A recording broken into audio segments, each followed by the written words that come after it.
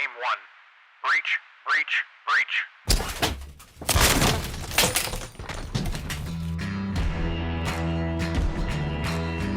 You're listening to Breach Your Mind.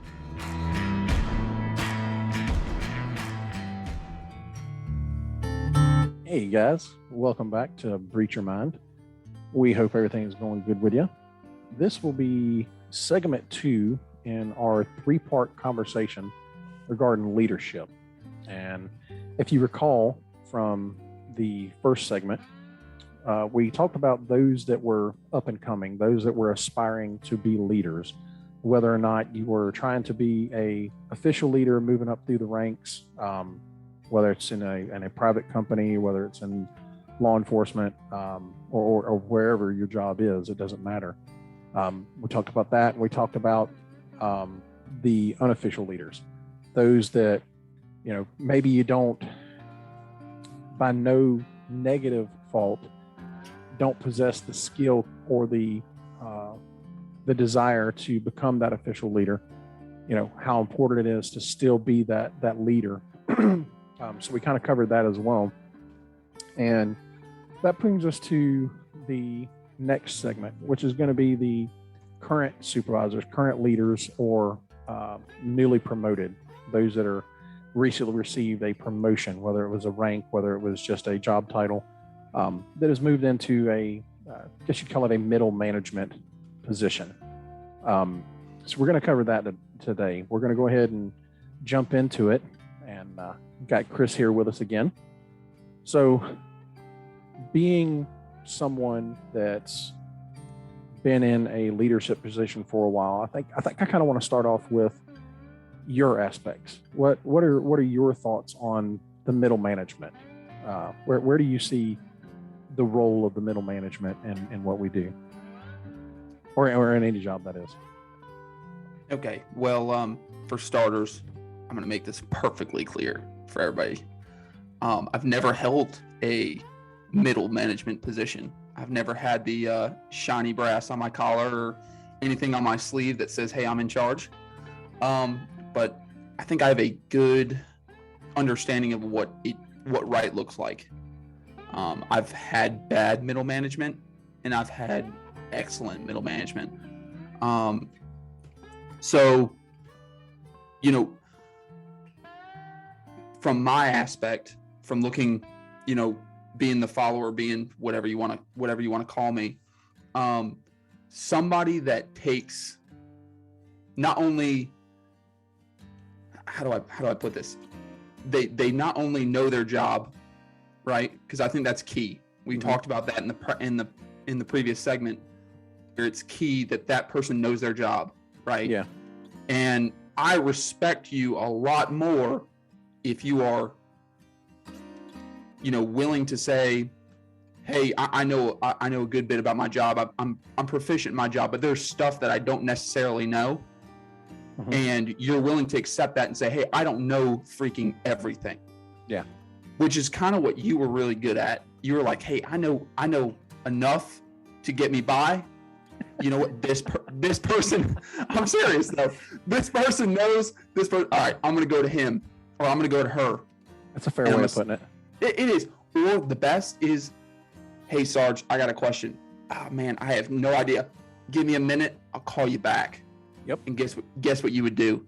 You would go read about it. You'd go look into it. You might call somebody that is above you and get, you know, confirmation on whether or not that's okay. You know, and that's the guy that says, I know everything. I've got these stripes. I've got this cool collar. I've got this title that, and I know everything. Negative. Yeah. There's no way. There's no way.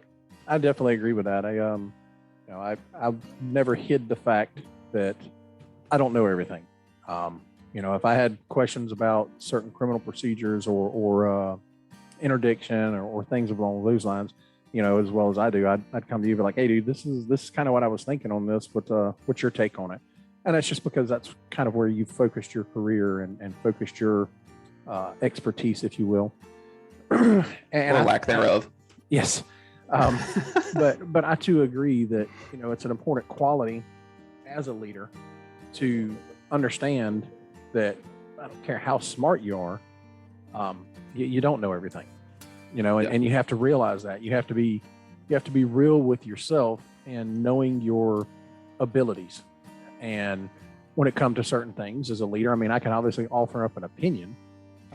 You and I, me, you, and one of the others on the shift had that conversation about the legality of approaching someone's or going into someone's yard to ask them a question about something that happened before, and the other individual saw it one way and I saw it a different way. I'm like, I get it. And I don't remember which doctrine it was where you were talking about manipulating. We were talking about touching the hood of a car and feeling the heat. You were saying you were manipulating the thing. I know that was a big conversation we had on that. Yes. But it's important as a leader, whether you're newly promoted, whether you're currently in that position. I think it's important to know that you don't know everything. You might know a lot. There are, as well as I do, there's a supervisor I'm thinking of right now. This guy is super intelligent and makes me feel like an idiot almost every time I freaking talk to him. He's super intelligent, but even he'll admit, I don't know everything. And I think that's really important, because as soon as you start buying into your own BS, as soon as you start, believing that nobody can tell you anything, well, then your leadership just goes down the drains. Because in my opinion, as a leader, once you start feeling like that, you start stripping away what those you're working with can offer up. You're blocking off any of these newer ideas. And just because when I was coming up in the career field or any profession, just because it worked a certain way or, got the outcome you wanted at the time you were doing those things, times change, people change. And you have to understand that you didn't come up in those other generations. You didn't come up in those younger years. There's not a huge age gap between you and I, but there's enough of an age gap between us that there is. Look at me. You're like pretty that. old. Yeah, I am. Not quite antiquity level, but I creak when I walk. It's fine. But there's an age gap between us that, I joined law enforcement in 2006, and times were vastly different then. We're talking before Ferguson and a lot of other things. Times were vastly different then. And I was a freshman in high school. Yeah, thanks for rubbing that in. I think I was 26 then. But even when I got in, you know as well as I do, we worked with a bunch of guys that started their law enforcement career in the 70s or the 80s. And looking back at those guys, things were vastly different back then. The law and perception and everything about our culture and society has changed so much. It's changed a lot just in the 15 years that I've been doing it. It's changed in the time that you've been doing it. So if you develop that mindset that you know everything or you know how to do everything, you close off everything else. And then what that tells your subordinates or the people you work with, however you want to phrase it, what that tells them is, well, I can't go to this person. I can't trust this person. There's nothing I can't win an argument. I can't win a conversation, and my ideas don't mean anything. And to me, as a leader, now you've started to devalue yourself, and you start to have a breakdown amongst your group. And that quickly turns into a us versus them situation. It quickly turns everybody that you supervise. It very quickly turns them into, well, now we got to worry about, making the boss mad. And and that's not effective. That's not effective in business. It's not effective in our career. It's not effective in just about anything. I mean, there's obviously those situations where, there's no choice but to go with what comes down the pipeline. But for the everyday run of the mill stuff, it winds up truly negatively affecting everybody, in my opinion. Yeah, no, I 100% agree. You don't want to be that supervisor or that leader where when when everybody sees you show up, pull into the parking lot, they're like, ah, shit, he's here. You know, you don't want to be that guy, you know. You want to strive to stay as far away from being that guy as possible. And hopefully we can kind of help people out with giving them some ideas of how to do that. And that kind of leads me to my point that I want to touch on. And you did a really good job about it. I've had some other leaders that have done a really, really good job about it. And that's getting to know your people. Yeah. You know what I mean? Not on a work basis. Not just on the work basis, but, you know, get to know, you know, their family. I'm not saying, you know, kind of like what I said offline, you know, that I'm not saying you got to go eat dinner with them every night or, right, you know, go to sleep on the couch with them. You know, that's not what I'm talking about. Yeah. I'm saying, you know, it goes a long way when, I mean, at least for me, where it's not, you know, you don't just call me by my last name. When you see me, you might say, "Hey, Chris," you know, or, well, I mean, you give me, give me that eye roll. Let's be honest. I'm calling you Chris just for the podcast. I feel I feel 100% awkward calling you by your government name. I mean, I get that, but you gotta understand where I'm coming from. It goes a long way. You know, how's your wife? How's the kids? You know, share some stories about family. That's always good. But it also helps when those guys come in, and if you know them well enough and they're not themselves, yeah, you can say, okay, something's up. Yep. Let me just double check on them. That goes a long freaking way. If you just go up to one of your guys and say, "Hey man, you weren't your normal self this morning when we were at breakfast. What's going on? Everything good?" Yeah. Well, I mean, and if you think back to, and you were talking about how I was good at it. If you think back to when you first come over to the watch, you know, I had heard you. I think at the time you were going to the gym after work.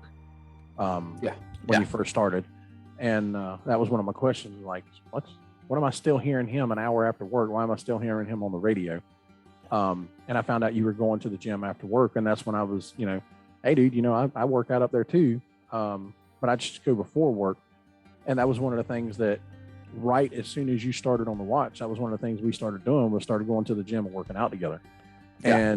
And that was, you know, one of my ways of leading in to getting to know you. And you couldn't be more right. I know I've had supervisors that they knew me, or they may know my wife, but they didn't really know much else about me. They didn't know much else about my life. They didn't know much else about my background.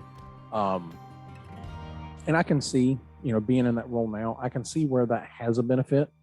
I know that's a very old school mindset. I say very old school. I don't mean to put it that way, but it's an old school mindset of making sure that separation is there. It's outdated. I'm going to tell you that. It's outdated right now. Back off the mic a little.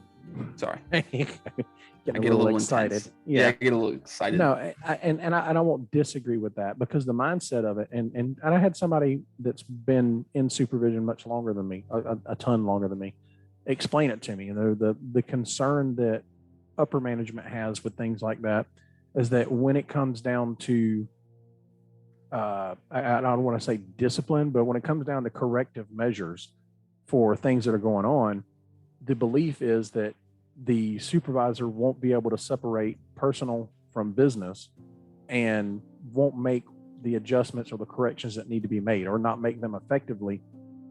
And you wind up having the same issues. And that's 100%, that's 100% a true statement, because I've seen it. And I've worked diligently as a supervisor to make sure I don't fall into that. I mean, you know, from working with me, when I've had to have sit downs with you and be like, "Hey dude, you know, this is the deal." But one of my things I also always told you was, let me know you messed up before somebody else does. If you messed up, tell me, so that we can go ahead, start doing what needs to be done to get it corrected. And then when it gets to upper management, they're not so torqued about it, because nope, we're already aware of what's going on. These are the corrective measures we've already taken. And you know, it was business, you know as well as I do, especially that one particular incident where where I had to wind up calling you out and being like, "Hey, dude, like, what's up with this?" Oh, let's drop this bombshell right now. Let's do it. So we'll tell the story for everybody listening. I'm not a perfect human being. Nobody is. No, not at all. Me and Brian at this time, we were close. I mean, we still are, obviously, but we were real close. We were real close. And let's just say I was in one of my moods, and there was something that I had to do that I didn't necessarily agree with. I thought it was stupid, but it was something that was asked of us to do from above Brian, and it needed to get done. So what does he do? Well, he gives old Chris a call and says, "Hey man, go ahead and get this done for me." It was in my assigned zone, and I had to get it done. Well, I thought it was stupid, and I told him it was stupid. And I'm glad I can laugh about this now. Yes, we can laugh about it now. But it was the wrong thing of me to do. I didn't separate. At that time, I was not able to separate the business from the personal. The leaders have to be able to do it, and so do the followers. If you're going to have a relationship with your boss, you have to be able to separate, okay, this is personal or this is business. Yep. It's a hard thing to do for some people, and leaders have to get to know those people that can't do it, and they have to understand that. Yeah. And that's the line. At that point in time, that's the line you have to set. You can't cross that line with those certain people. Yeah. And there are people out there like that just can't do it, and that's okay. That's okay. Well, and one thing that I've always said is, I say always, I haven't always been a supervisor, but one of the things that's always kind of struck a chord with me is the mindset of, well, if you were my friend, you wouldn't do this to me. And my aspect of that is, well, if you were my friend, you wouldn't put me in the position to have to do it. You know, what did I tell you? What was one of my favorite lines? I hate it when you make me be a supervisor. Yep. I hate it. I love being a team guy. I love being, working as a team. But when you make me be a supervisor, I freaking hate that, because it has to be done, obviously, but that's not the aspect anybody wants, and it shouldn't have to come to that, but that's the role. And that's basically what that story leads to is I made Brian have to be a supervisor, and could have strangled you. as soon as I got off the phone with him, I said, "Oh man, I screwed up on that one, boy." I went. Well, let's be honest here. It wasn't just the phone call. Like, I looked at the map and you weren't even budging to go do what was going on. It was very apparent you were in dispute of what was asked of you. Yes, and I got my hand. I dealt with the punishment that I received, and guess what? We moved on. Yep. I understood that I screwed up.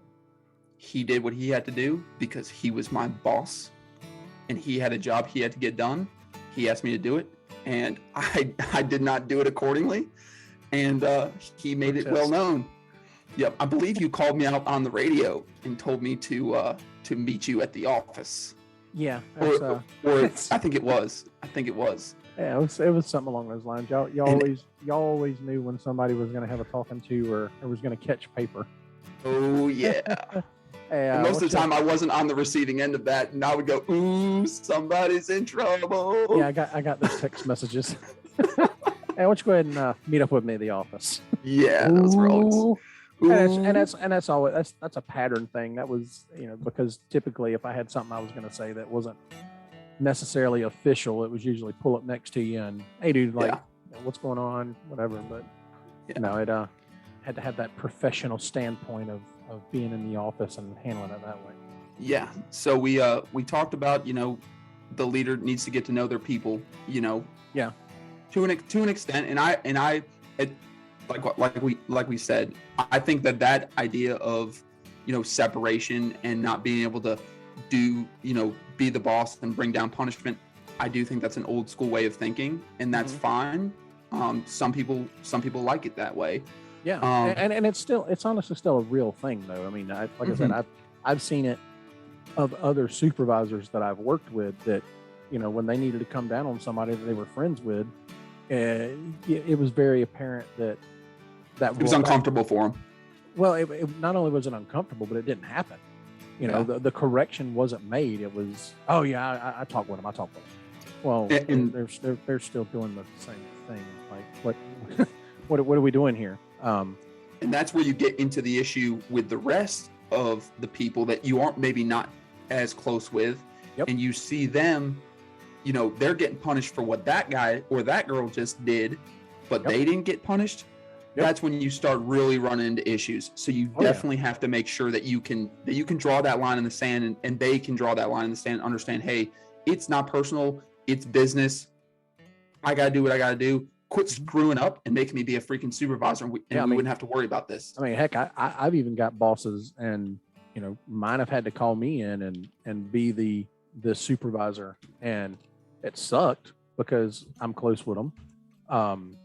But it had to be done, you know. Yeah. It does. I've been on that receiving role of having people that I'm close with outside of work, but they're also professionally my supervisor. You know, I've had to have them come down on me, and you know, we were still able to separate that business and personal. And like I said, I understand what you were saying, the outdated mindset. I completely understand it because it is still very much a thing. There are people that cannot separate that business and personal aspects of it. You know, I got no problem if I got to chew your butt out. I got no problem chewing you out, and then us going grabbing lunch together. That was then. We got to put that behind us and move forward. You know, Right. we're correcting an issue, but that doesn't change anything. Now, Right. And as a supervisor, I think it's important to realize if somebody cannot separate it, because you have those individuals that are assigned to you that are unable to separate that business and personal, you know, and it winds up affecting your personal relationship. And as a supervisor, as much as that sucks, you know, you got to look at them and be like, hey dude, like we're done. Like I can't hang with you anymore. I can't, you know, I won't be, you know, doing the things that we were doing before because you can't separate this. You can't see this for what it is. This is a business thing. But personally, I still like you, you know, but as a supervisor, as a business atmosphere, we can't keep doing this. And Right. it's important for the supervisor to recognize that, you know, they have to be mature in themselves to recognize that and to be able to cut that link if that's what has to happen. If you got to cut that string, man, you just got to cut it.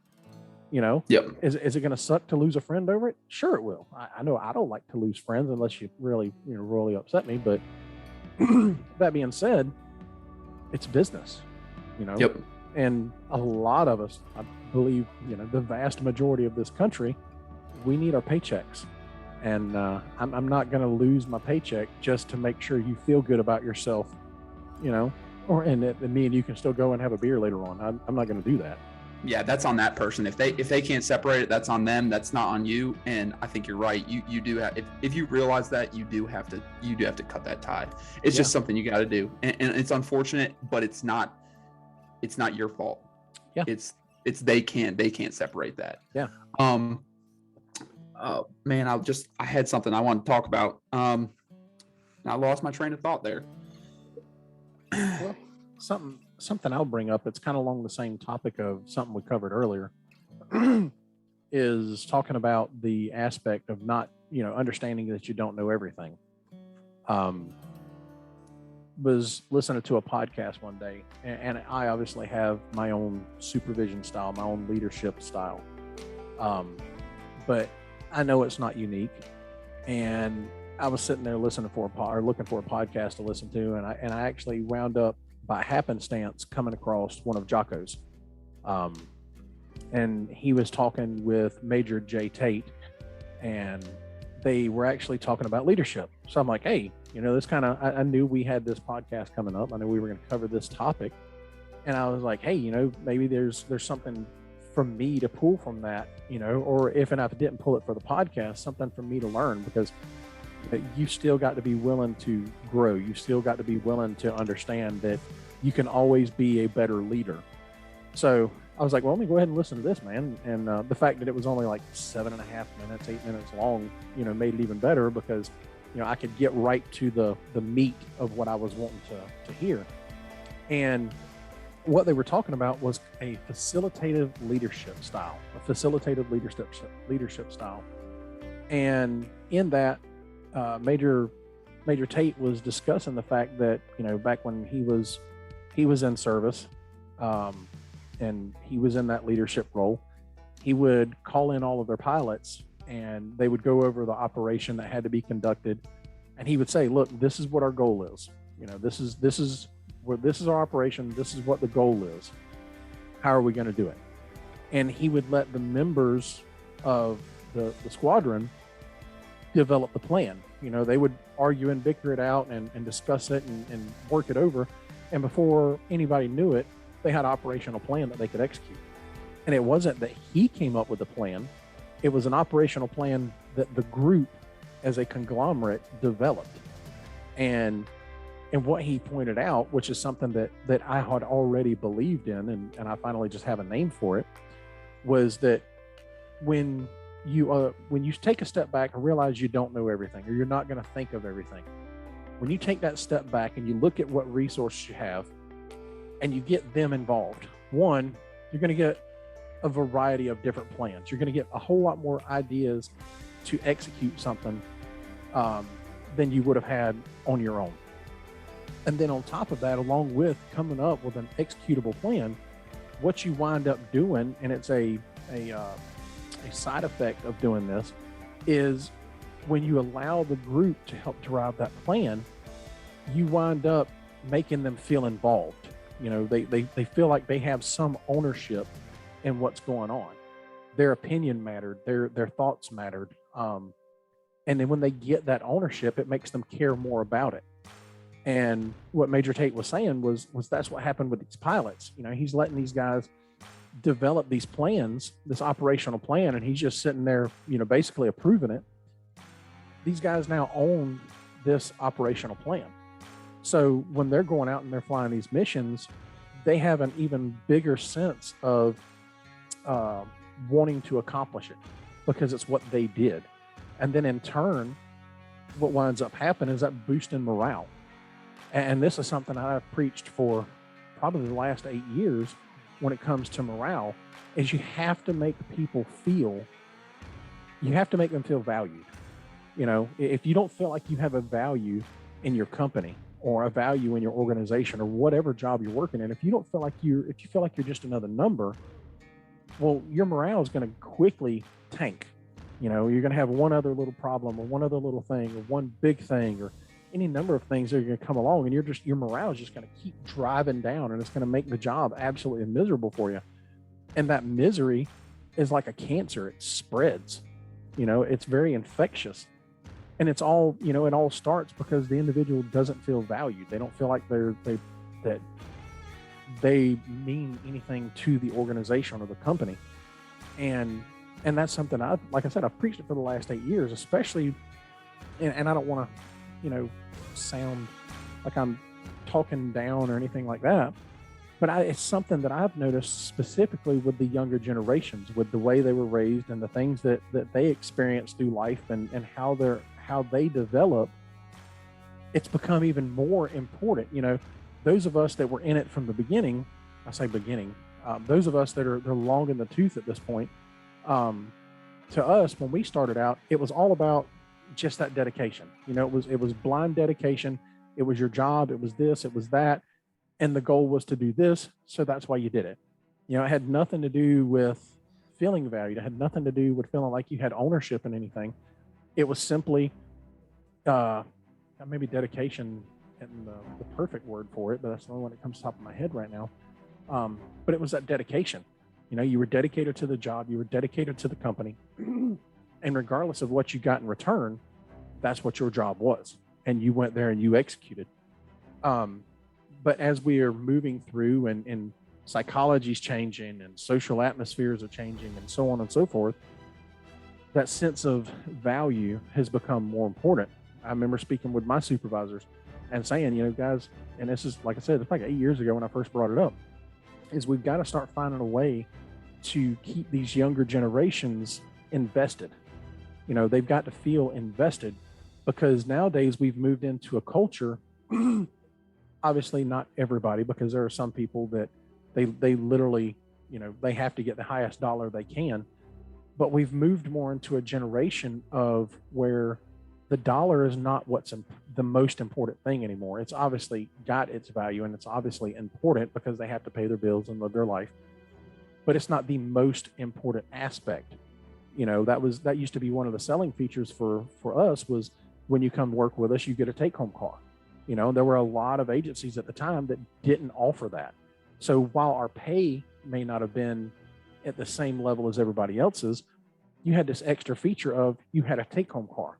As soon as you walk out the door, jump in the car, get on the radio, and you go in service, you can immediately start responding to calls. So it was a mutual benefit between the individual and the agency. To the individual, they've got a business ride that they can take to and from work. It made it easier to come to work. You didn't have to worry about the wear and tear on your own vehicle and yada, yada, yada.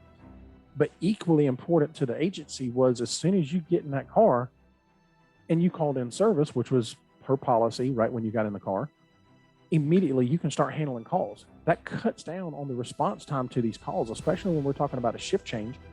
It cuts down on the response time. It cuts down on, or it increases the visibility, because as well as I do that visibility is a huge determining factor and where crime occurs, when it occurs, and things like that.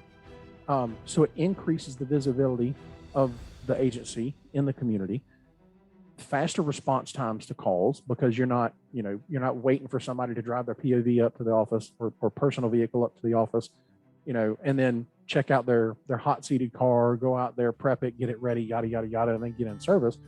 All that stuff's already done. All that's out the way. They handled all that before they ever got on the radio to come to work, so it was a mutually beneficial thing.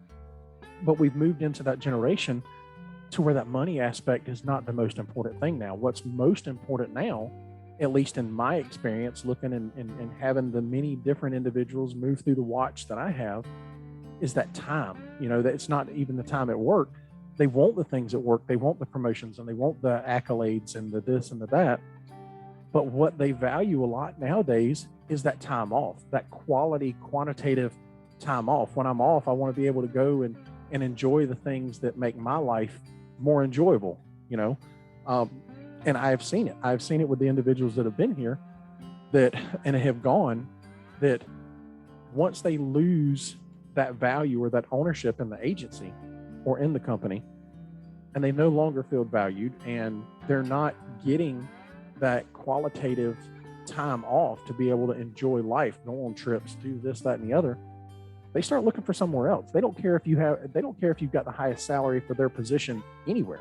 They got no problem. I mean, how many people have you seen in your time in it that they've got 8, 9, 10 different agencies under their belt because they've got no problem bouncing? Now, that doesn't help them when they do get to agencies at progressing, because there's still the old school mindset of, I'm not going to invest the time into you because all I can see from your work history is you're at a place long enough to, get out of training and then you move to another agency. So it kind of backfires on them as far as moving up. But those individuals don't care about that. They may want it, but they don't care about it, because what they care about more is being able to pay their bills and support the lifestyle they want, but they want to be able to live life. They want to be able to enjoy life. And when you take away that ownership, you take away that valuation, and then you take away that qualitative time off as well, they've got no reason to stay. So as managers, as supervisors, as leaders, we have to find a way to make them feel like they've got ownership in the company, like they are a valued individual, as opposed to just another number, another wheel in the cog, or a cog in the wheel. Once you do that, they start balancing the scales out a little bit more. Okay, well, I may not have got to go fishing today because I got called into work, but it's okay because I'm valued. They called me because they know they can trust me. They know the work that I can do, and everything like that. So it starts balancing the scales out more. They may be losing more time off, but because they feel valued at the company, that you're starting to get back to that old mindset of the dedication. Now that they feel valued, now they're giving you that dedication back. And I think that's extremely important as a leader. And that's what that facilitative leadership style that I like to practice, at least in my own opinion, and from what I've seen from experience and the leadership things the classes and the things that I've gone through, and even the podcast, that's an important thing is making people feel valued, making them feel like that their ideas make a difference. I don't know. That's my opinion. No, and I think we actually touched on that in the last segment where I did mention, you might show up on scene of something, but you gave us that ability to decide, hey, this is how we're going to work stuff out, and that did make us, at least on a shift level, on that small, intimate level, you trusted us to handle the job. Yeah. You didn't have to come in there and micromanage. You have to do none of that. I Right. can't stand micromanaging. Oh no, and you brought up some good points, and I agree with you on a lot of it, and I think it's a good mindset to have, and I do agree that this newer generation, and I'm included in it. I mean, I am. I mean, I do relish my time off, but at the same time, I love what I do. Yeah. And as long as where I'm at is enjoyable, I got no problem coming in. You know what I mean? As long as I don't feel like, hey, I'm just a number, they don't need me. Yep. They can. I'm easily replaceable. That means a lot. You know. I agree. And I think there's a lot of places in the private sector and in our career field where there's some people that just they feel like they're easily replaceable, that they're just a number, and that's not necessarily a good feeling. It's not at all. Yeah.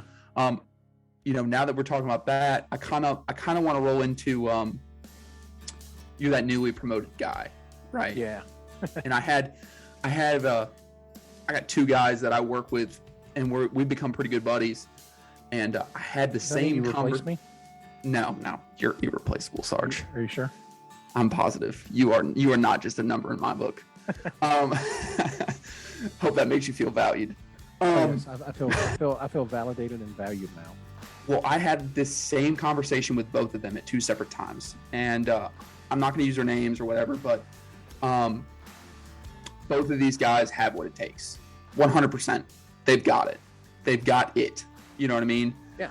And they're going to make outstanding supervisors when they get the opportunity. I have no doubt in my mind they're going to make outstanding supervisors. I'll work for them, no problem. And they're looking at that promotion list, and they're looking at getting testing and all that stuff. Oh yeah. They're getting a little nervous, but they're nervous. Obviously I work for some really good supervisors at this point right now where I'm at, and they've been working for them much longer than I have, but that's what they're accustomed to. That's what they're used to. And we talked about this earlier. Cops hate change. Okay. You know what I mean? And a lot of people hate change. It has to, but we hate it. Yeah, but a lot of people hate change, and their main concern with being promoted is they have that about the same amount of time I have in that 5 to 7 years, and they're worried about that veteran guy that hasn't been promoted. Yep. And how that veteran guy is going to treat him as a newly promoted person, and the kind of slack or the flack and the hate. Dang haters gonna hate. Haterade, baby. Haterade, drink it up. That they're gonna receive. Yeah.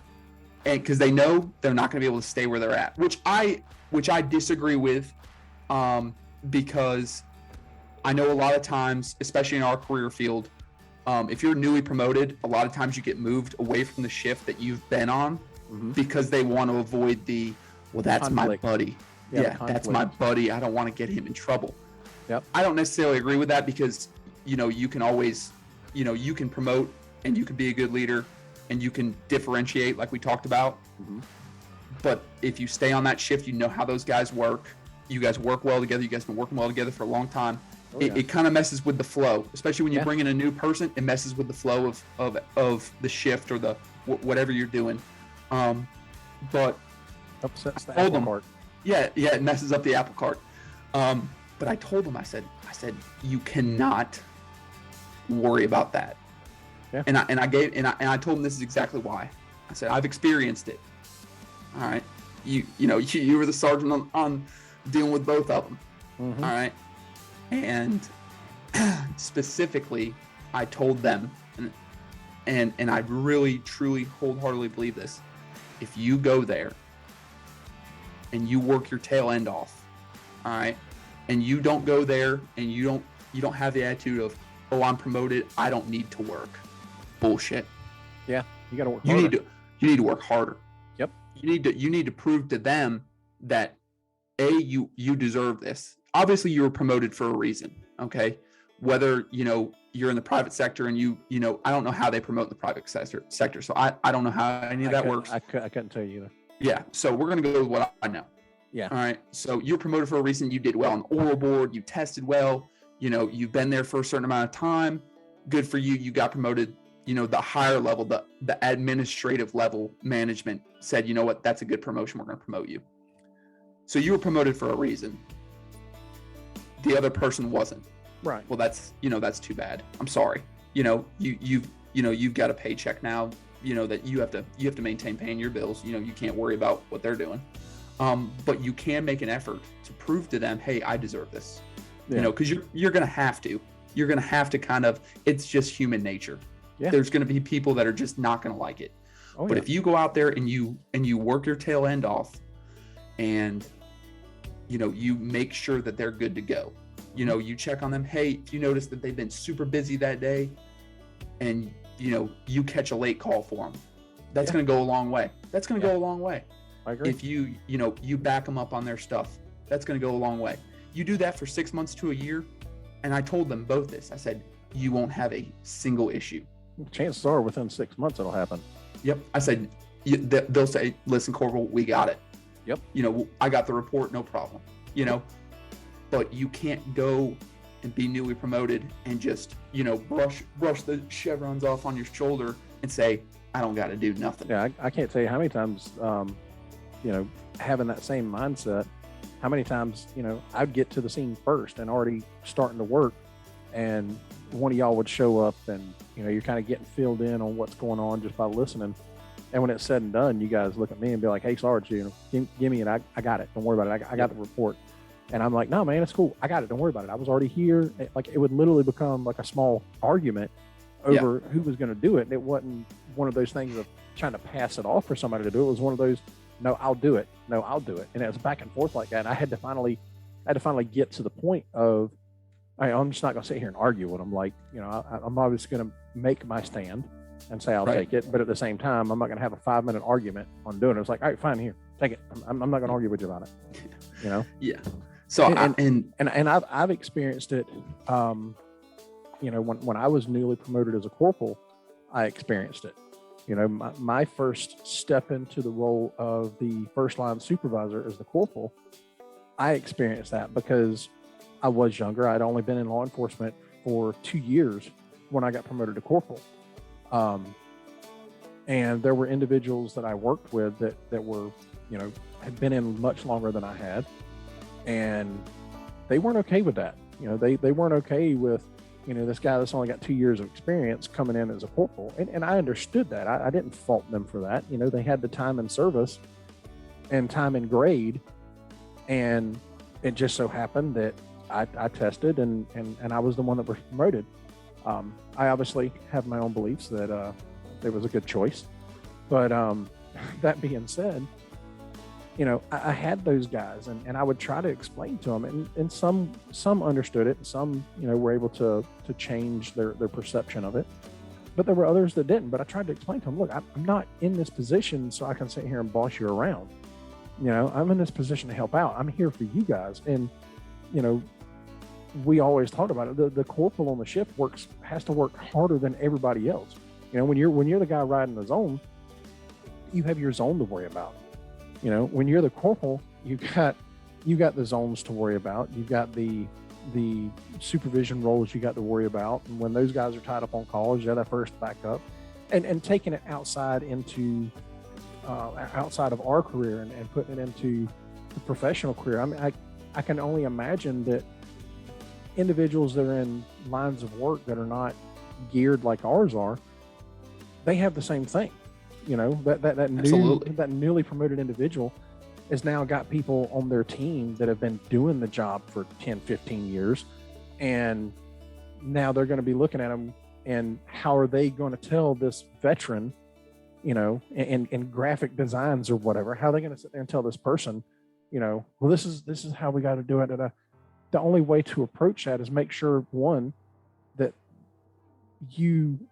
how I approached it, I'll say, was make sure, one, you acknowledge their time, you acknowledge their experience, you acknowledge their knowledge, period. You made sure they understood, look, I'm not here to try to be the boss. I'm here to help. And once the majority, because like you said earlier, there's some people that they're not going to get past it. But for the vast majority, once they were able to see that I wasn't there, even at 2 years in, and I don't know anywhere in law enforcement, they'll look at somebody that's only done the job for 2 years as, oh, that's somebody that's competent to be a leader. But once I was able to convince them that I wasn't there to try to be the boss, I was there just to help, things got a lot different, and I don't remember how long it took, because it's been so long now.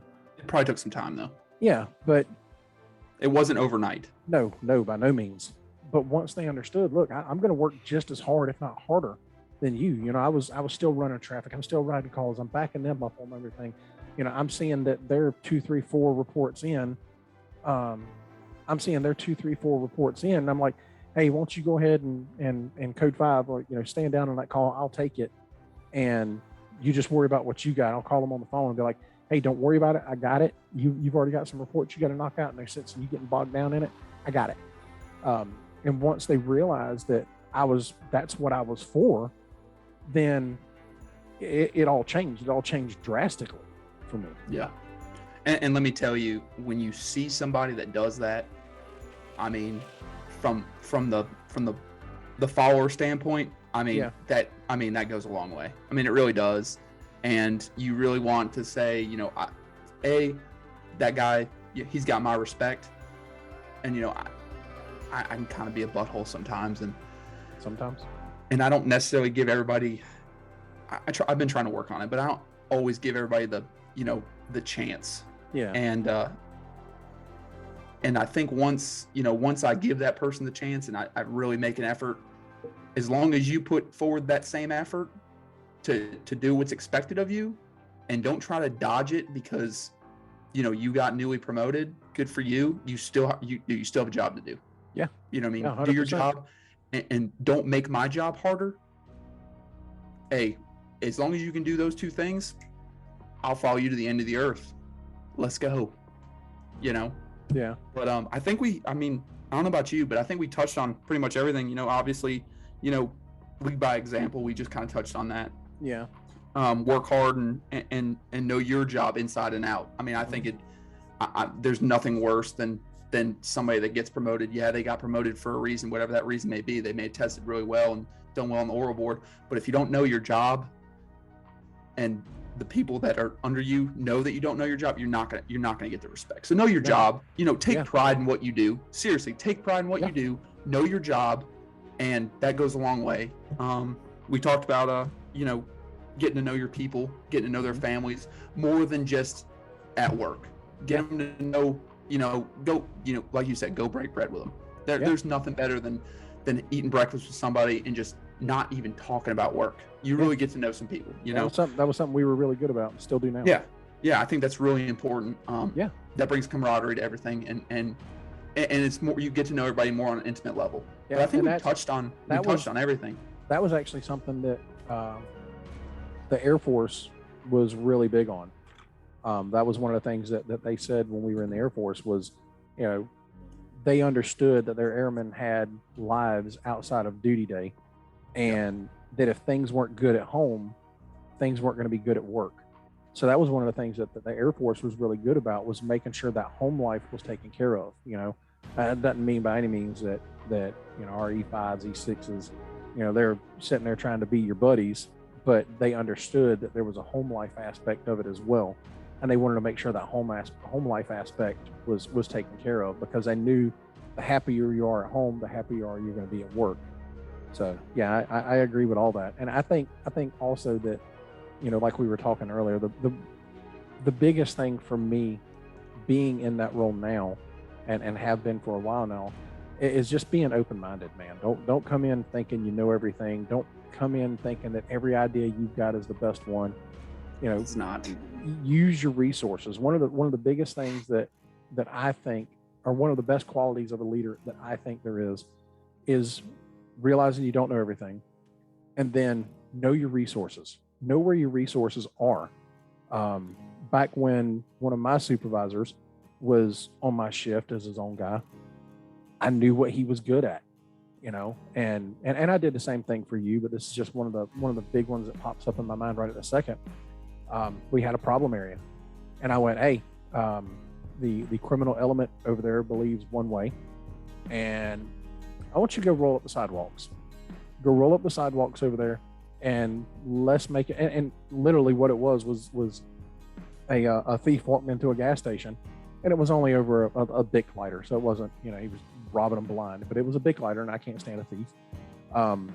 But he walked in, he took a lighter off the counter, put another lighter, or put his burnt one up back in the thing, and started to walk out the door. And the clerk tells him, you know, hey, you can't do that. Right? You know, you're stealing that. And he looked there at the clerk and like, psh, this is area, or this is our area. We own this. And then he walked out. Well, the clerk was telling me that. We're on midnights, and the clerk's telling me that. And I was like, what?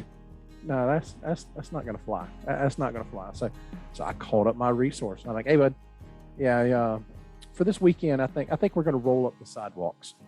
Yeah, let's start around 9 and we'll roll up the sidewalks and make sure the criminal element understands that yes, we can't get all of you, but we can get you. And and that's exactly what happened. And the same thing happened with you and your partner. You know, when we had that little thing happen in one of the municipalities, and it was, you know what, let's go over there and do a little work. Mm-hmm. And you and him went over there, and I don't remember how many felonies come out of that weekend, and dope and everything else. But know your resources. You know your resources, and you utilize them. You know, find out, knowing your people's strengths and using those strengths is huge. You know, and then it, on top of that, it builds that confidence in that team member. It builds their confidence because they're like, hey, you know, boss knows he can come to me. If he's got a problem with X, Y, and Z, he can come to me, and he knows it. And he does. And like I said, those are a couple of the qualities that we touched on earlier that I think are huge. So I agree. If you're newly promoted, newly in the management or supervisor or frontline, whatever you want to call it, maybe take some of this. About fell out my chair. Maybe take some of this, and, you know, obviously you don't have to listen to it, but take some of it and consider it. You know, consider some of the things that we've said here, because both of us have filled all of these roles. You know, obviously I'm in the supervisory role right now, and Chris isn't. But he's got that other insight. He's got that other aspect, and I agree entirely with a lot of the things that he has said. You know, try to listen to some of this and take it into consideration. Well, it doesn't matter whether you're new in the position or you've been in the position for a while. If things aren't going well, you know, look at the people, look at your team, and see what you can do. You know, even if it's come together. I mean, Chris, you know as well as I do how many times we came together and said, hey guys, how can we fix this? How can we fix this problem? We're not jiving on this. How can we fix it?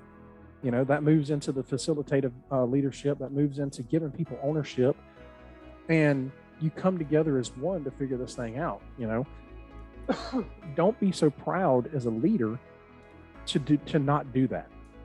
You know, take it from a couple of guys, or, I mean, it's a free world, do what you want, but we both know, you know, we've come up through it, we've dealt with it, and you may have even dealt with it, but be willing and open-minded enough to at least consider some of the things that we've said here, because obviously it's our opinion, but it's strategies and skills and things that we have learned and we have developed over the years that have helped us, and things that when, you know, we go work for a different supervisor or a different manager or whatever the case is, you know, we're going to retain all of this information, and we're going to take that to the next level with us. And, you know, whether we're in the supervisory role or the follower role, we're going to remember all this, and that's the way it is for everything, you know. So if you guys are listening, you know, take it into consideration. You know, maybe give some of these strategies a try and see how well it works for you. In my humblest and honest opinion, I think if you start doing some of these things, if things aren't going well for you, I think if you start doing some of these things, you're going to see a vast improvement. Your morale is going to come up. Your quality of your product is going to become better. And I think you'll start seeing a lot of positive changes. And it's not going to happen overnight, so be patient with it, but give it a shot. Just give it a shot. Yeah, absolutely. Yep. Well, Chris, you got anything else? You know, brother, I think we covered a good bit. I think we did. I think it's about like everything and every conversation we've ever had. We keep going on and on about it, but I don't want to eat up too much of people's times. So, guys, like always, we really appreciate it. We appreciate the time, and we appreciate the support that you give us in doing all this, whether it's sending us messages or whether you're telling us that face-to-face over the phone or through text message. We really appreciate it. We can't say it enough. Don't forget, we are on multiple platforms at this point, both with the podcast and with the social outreach, as far as you guys giving us some of the topics and ideas that we're going to develop the show around. So don't be afraid to reach out. Look at the podcast page, and it's going to have a lot of our links as far as our social goes. Hit us up, man. Let us know what's going on. And until next time, we'll see you later. Have a good one.